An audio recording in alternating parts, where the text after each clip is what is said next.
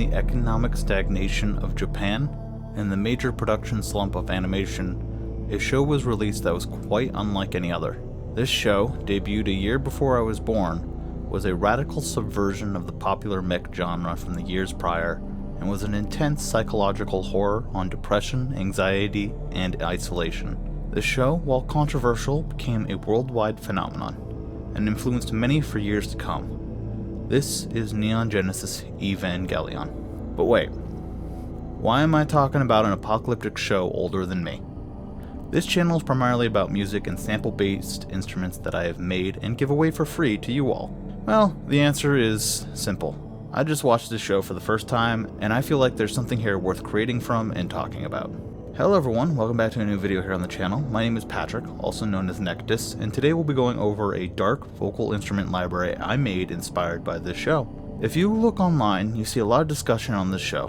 Many praise it for its complex symbolism, world building, and portrayals of depression through a coming-of-age story in our postmodern world. Others lament on its esoteric and convoluted plot that gets sidelined for a hyper-conceptual therapy session and avant-garde animation in its finale. Many recommend watch it, but also a fair number claim it is overhyped. I, on the other hand, for a long time had no interest in it or anime more broadly. For the longest time, the fandom surrounding anime and manga here in the West perturbed me.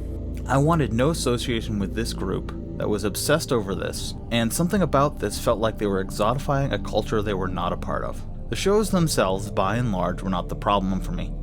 In fact, I always loved Studio Ghibli films and grew up on Inuyasha, Pokemon, and Yu-Gi-Oh! But the Western community surrounding these imports put me off from exploring further.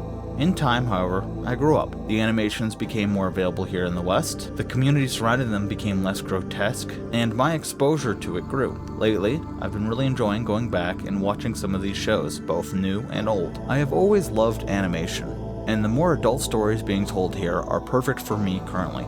The fact not everything has to be a dark comedy is so refreshing, since all we get here in the States for adult animation are shows like Rick and Morty, The Simpsons, Family Guy, and the like. Neon Genesis Evangelion jumps into these darker themes and really explores the emotions of its characters in a way that I found captivating. The original show was cathartic in some ways, especially those last two episodes, while the film, visually spectacular, was quite the opposite. That ending on the beach especially has me shaken to my core. Finally, the Rebuild series feels like a love letter to the show itself, builds on the original, and changes it, while linking everything together in a way that is incredibly satisfying. I will absolutely rewatch these again at some point, but one thing still lingers for me. There's one particular character I can't stop thinking about. Her name is Asuka. In the show, she has a very visceral episode, episode 22 to be specific, where her mental psyche is destroyed. But unlike others in the show, she doesn't put herself back together and move forward. She completely falls apart. As it is revealed, her mother had a psychotic break after doing some tests with Nerve, the agency behind the Evangelion robots. Her father then cheats on her mother with the doctor that is serving her, and her mother mistakes a doll for Asuka and eventually asks Asuka to kill herself with her. She later finds her mother has hung herself. In the movie, her ending is also bleak, with everything that has happened in the series, along with the main character repeatedly choking her out.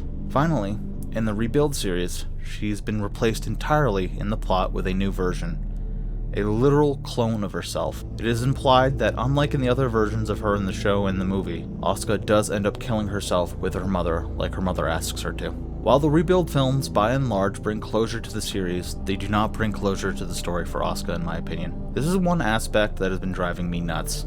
I want this character to find happiness. While it's implied in the end of Thrice Upon a Time, the implication is just not satisfying enough. I want closure.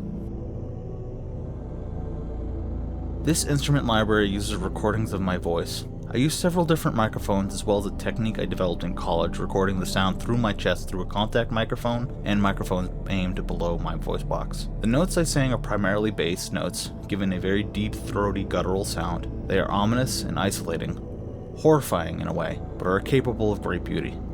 This mirrors the show. These are sounds for the end of the world, perfect for our time while the world is ending.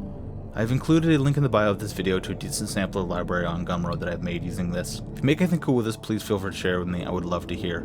If you have any suggestions for my next video, feel free to share in the comments below. I hope you all get as much enjoyment from this as I have.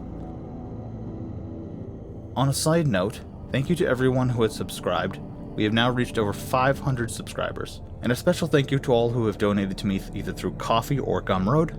Speaking of Gumroad, I just wanted to let you all know, while I appreciate those who donate on there, please do not donate if you're only going to give $1 or less. You see, due to recent changes on Gumroad, I actually do not receive anything after fees if the donation is $1, and I actually have to pay if the donation is less than $1. If you want to donate $1, please do so on Ko-fi. Thank you so much for your understanding. See you next time. Patrick.